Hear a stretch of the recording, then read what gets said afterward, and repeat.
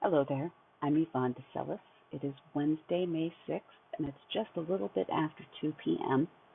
I'm here to show you a few things you can do to help get rid of pain, but I want to get some logistical things out of the way first. One thing, breathing, best breathing practices for any sort of energy healing, Reiki, etc. I always hear it said that you should breathe in through the nose and out through the mouth. That's important, but if you're not comfortable doing that, if, say, you're congested, or some people tell me that they find it too much of a distraction, if you prefer nasal or oral, that's fine. The most important thing is that you try to breathe slowly, concentrate on your breathing, and when you inhale, your tongue should be touching the roof of your mouth. And if you're not sure exactly where to put it, I'd say up against the back of your top row of teeth. So that's the best bet. For our intents and purposes, the reason it's good to do that is because it keeps your mouth from drying out. It also unlocks the passageway between all of your chakras, especially the main chakras. When I say main chakras, that's 7, which is root, sacrum, solar plexus, heart, throat, third eye, and crown. You want to make sure those chambers are clear, and keeping your tongue at the roof of your mouth will help do that. It's also a de-stressor. So that's the reason you want to do that type of breathing. So I'm talking about pain removal in 3 different areas. One is shoulder, say frozen shoulder. This is my right shoulder. I'm using this as an example because usually if I have shoulder problems, it's in my right shoulder. I'm going to focus on that, and then I'm going to talk about headache pains. But before I get into the shoulder exercises, this is for people who have problems with their rotator cuff. A very big one is frozen shoulder. First off, don't try these exercises without watching them first. Secondly, if you need to see a doctor, please do. I'm not a medical professional, and I don't want you to substitute this for seeing a doctor. If you need to see a doctor, please do. I don't want to turn anyone away from emergency medical help. All that said, these are things that may help you feel better, but I cannot guarantee it. I would just say if it looks like it might work and you think it's something you can do comfortably, give it a shot. But if you think it's going to hurt, please don't do it. These are things I've seen. I've been trying very hard to find good energy healing exercises for shoulder pain, and to be honest, I haven't loved what I've found so far. One thing that I've heard recommended several times is to use a hairbrush, and that the bristles of the hairbrush should be hard and probably should have something protective at the tip so that the ends are not sharp. What is recommended, and I unfortunately do not have a brush with me. I wish I had something. I don't. All I have, unfortunately, is my phone, so let's pretend this is a brush. What they recommended was actually using the brush to tap on the shoulder and up the back of the neck. And I could see how that could free some space up for energy to come and heal the painful shoulder and the painful neck, but at the same time I found myself thinking, wow, if my shoulder or my neck was really hurting me, I don't know if I'd want to be whacking at it with a hairbrush. And again, the recommendation was the harder the bristles, the better. So they weren't saying to hit hard, they were saying very light tapping, it's not supposed to be painful. I don't know how to really wrap my head around that, because if I'm already in pain, I would think hitting myself would probably make the pain worse, but I'm sure I'm not right. I mean, I'm sure that does help some people. I've heard very good things. I've heard good feedback about that, so that's something you might want to try. I don't think it's something that would work for me, but it may work for others, so that's something you might want to give a shot to. If you're curious about it, and I'll try to put a link up to it, Dondi Dahlin, who is one of Donna Eden's daughters, actually has a video about how you can use a hairbrush to loosen up the area of pain to try to let healing pain come in. I'll try to put a link up to her video. But all that said, the other thing that I've heard recommended that I tried and liked, and I'm not really going to be able to show you fully because I don't have the camera view for it, but what you want to do, so this is my right shoulder. Let's say this is the shoulder that's hurting. I'm leaning forward. I have a table. I'm putting my right hand on the table and leaning forward, and I'm using my body to make my right arm sway this way. I'm not actually saying to do this with your arm. I'm saying you want your arm to sway like a pendulum, but you're going to use your hips and your legs, and you're just going to allow it to sway on its own naturally. If you have a frozen shoulder or you have really bad pain in your rotator cuff, you're not going to be able to sway that much. There's not going to be that much of a range of motion. It's going to be impossible for you to put your arm over your head like this without it really, really hurting. So doing the pendulum sway is a really good one. It's not very invasive and it shouldn't hurt. You should just, once again, just bend slightly and put the opposite arm, whatever arm doesn't hurt, whatever shoulder doesn't hurt, that's the arm you're going to use to lean on. So take that hand, place it somewhere, bend over slightly, and just lean a little bit, and then let the other arm sway as you move back and forth using your feet and your hips. Move back and forth and just let the arms sway. That's a good one. That's a really good one. Another one that's good to do, and this is a stretch. This is not to get rid of pain. And again, if you're in pain, probably doing this would not be a very good idea. But once again, this is a good one. If you have no range of motion and you want some range of motion, and once again, this is going to hurt if you have frozen shoulder. But a lot of problems that people have with frozen shoulder is, say you want to clean this part of your back, but you can't get your hand there. One of the ways you can force it, I'm going to say that this is the arm that's hurting me since I have this cast on right now. Don't mind this. It's not a big deal. I have wrist pain problems. That's what this is for. But I'm going to pretend that this is the injured arm. This is the injured shoulder. And again, this is my right shoulder. So I'm just going to pretend that I have no range of motion. I can't get to this part of my back.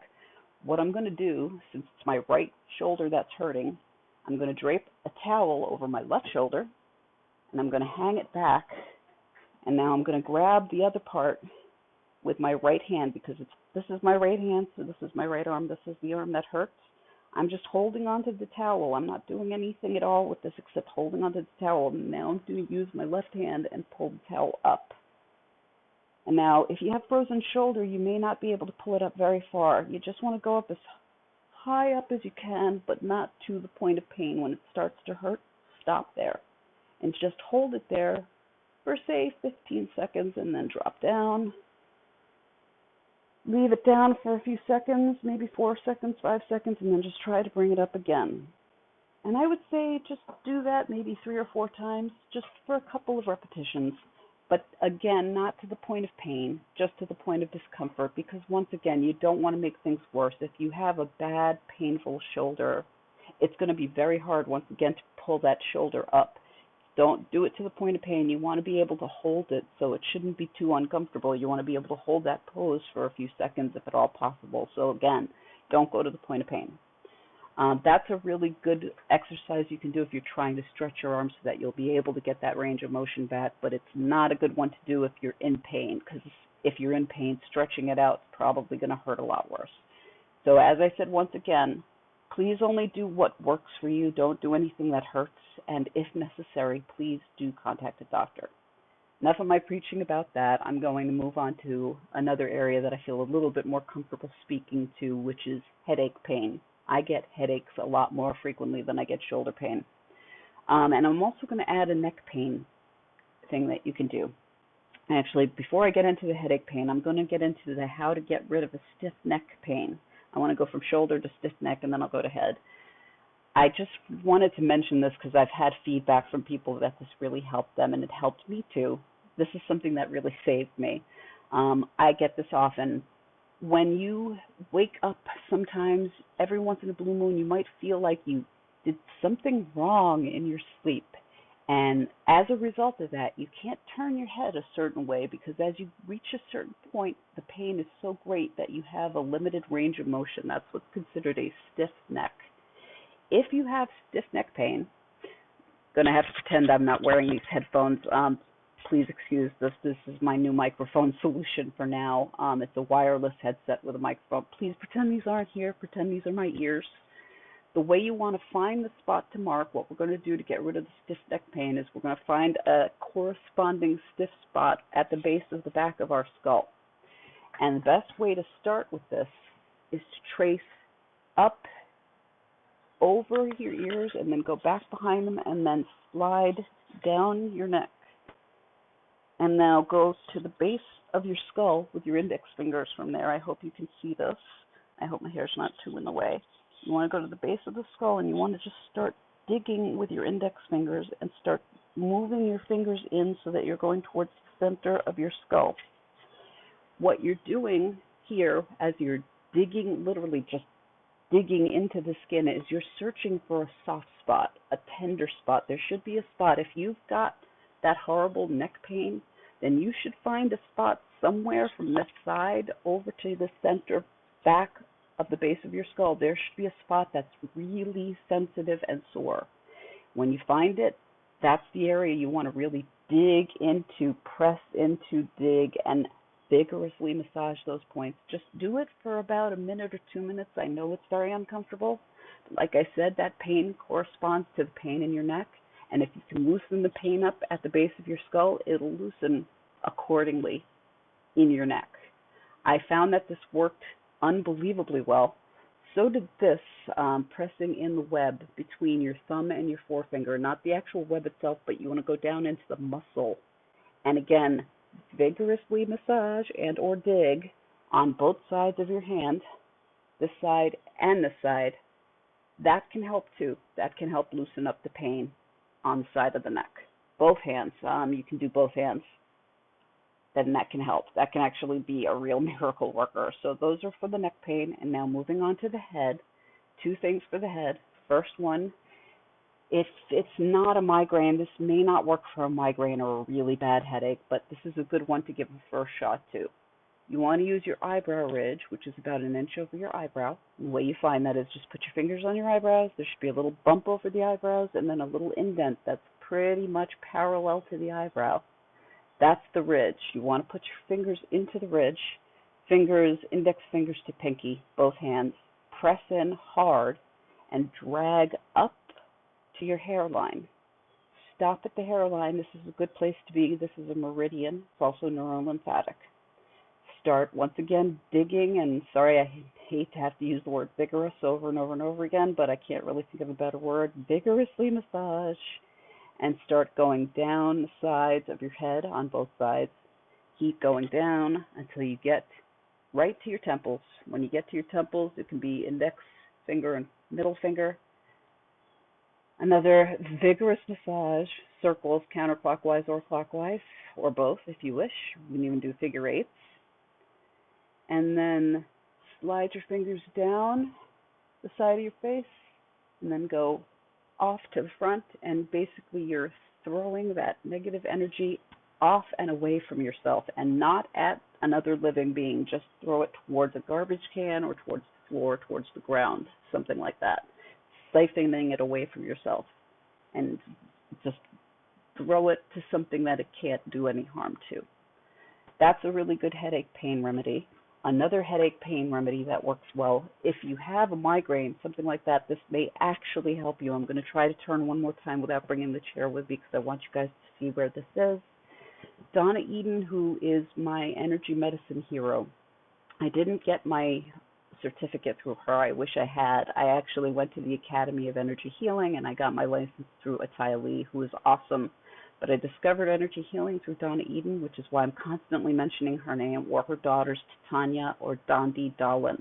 I'm sorry I mention them so much, but since they're the ones I discovered it through, they're the ones that I constantly reference. So again, I apologize if you're tired of hearing those names, but that's why. Donna Eden said that she called this the traditional Chinese headache spot.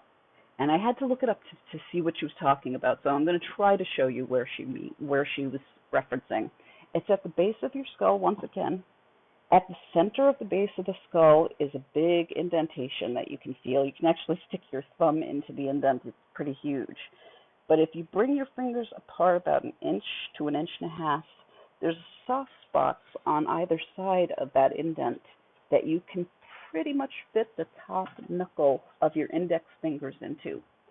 That's the spots that we need now. The spots we need, the 2 spots we need are the spots that you can stick those top knuckles of your index fingers into, and you want to dig and massage those spots.